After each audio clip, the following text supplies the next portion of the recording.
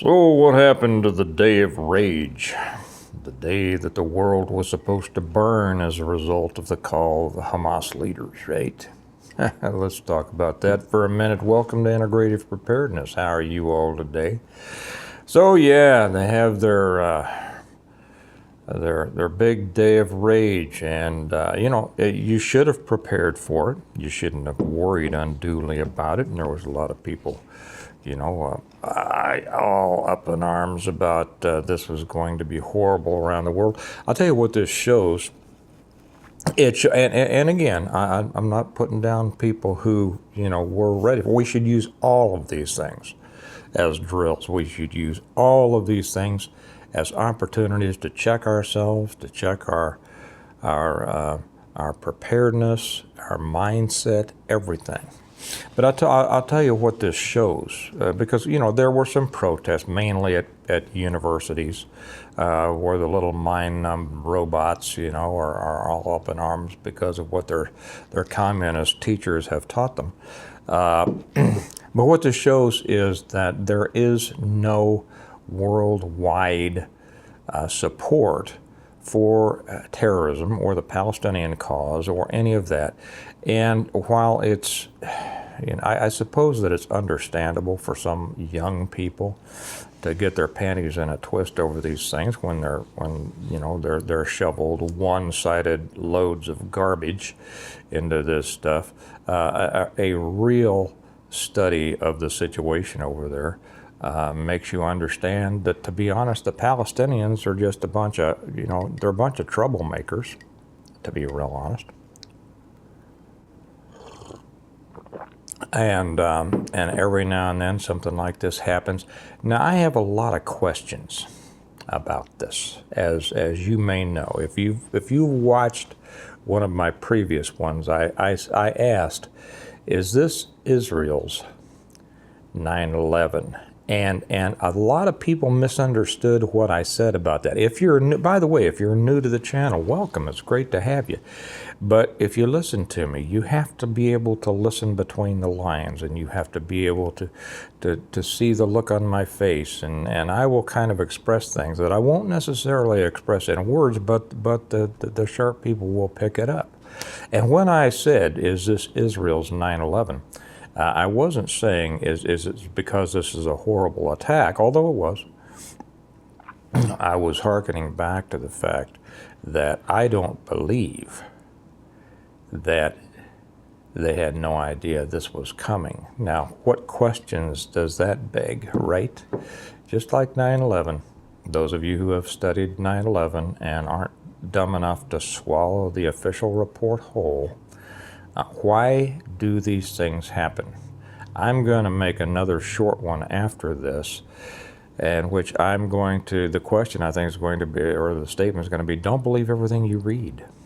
Because I just read one of the most ridiculous, astounding things that I've ever read, and I'm going to put that on the other one. But I'm going to keep this one short, and keep this one within the realm of what the reality is of this. And this shows, and there is no worldwide support for this, as much as the little pinko socialist communists at our universities want to think there is. And I didn't see, we happen to have a very large Islamic center close by. Nothing.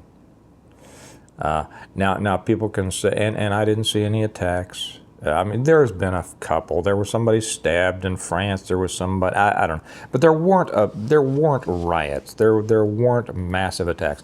And I'll tell you right now, it is not, well, I'll hold that off. I'll slip that in after what I'm going to say next. Some will say, well, it's because of the increased police presence and because of the excellence of our intelligence services and all that. Our intelligence services are not that excellent. I'll be real honest. Been there, done that, guys. They know a lot. They don't always know the right things. Okay, I have friends still involved very deeply, very high in the intelligence services. much of it falls into the area of you don't know what you don't know.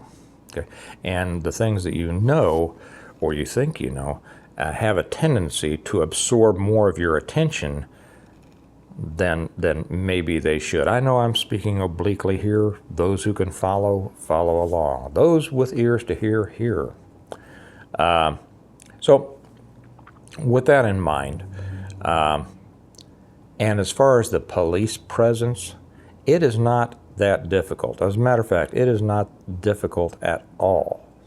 With the number of police we have, with how much they have to cover, it's not difficult at all to stage, or let me put it this way, it would not, that sounds like I've done it, I haven't. It would not be at all difficult to stage an attack that would just paralyze a city and as a result a country. And if I was the head of this, I would have had attacks at 10 major cities. And we didn't have an attack at one, not a serious attack. Now others will say, well, but they're waiting because they're not going to do it now, but they're going to do it at some time in the future. No. First off, this lined up with Yom Kippur. Remember the Yom Kippur Wars? They love these dates. The second thing is, whoops, excuse me, I'll be right back with you.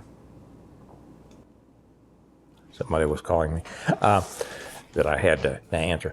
The second thing is it made them look bad. It made them look horrible when they call for a worldwide global jihad and nothing happens. Makes them look stupid, makes them look ridiculous, makes them look ineffective. They are stupid, they are ridiculous, they are not always ineffective, but in times like this is going to cost them in their recruitment. It's going to cost them in reputation worldwide because they called for a global jihad and nothing happened.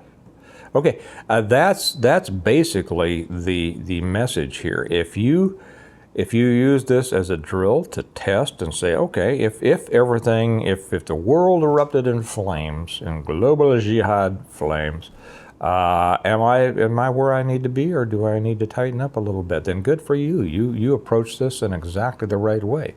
And if you are serious about, and this is especially for people who are kind of new to our channel, if you're serious about preparedness, I would suggest you go to our sponsor, the Stonemont series. The complete series, I call it the complete plan on how to prepare for, how to survive, and how to rebuild after a total collapse of everything. They're the books that I wrote. Yes, I am the author of this. And they are available. You can get them on Amazon, but the better way to get them is through our website, stonemont.us. The stonemont.us website has all of the books. It lets me sign them for you, too. And they are a great story. People have been learning from these since 2017.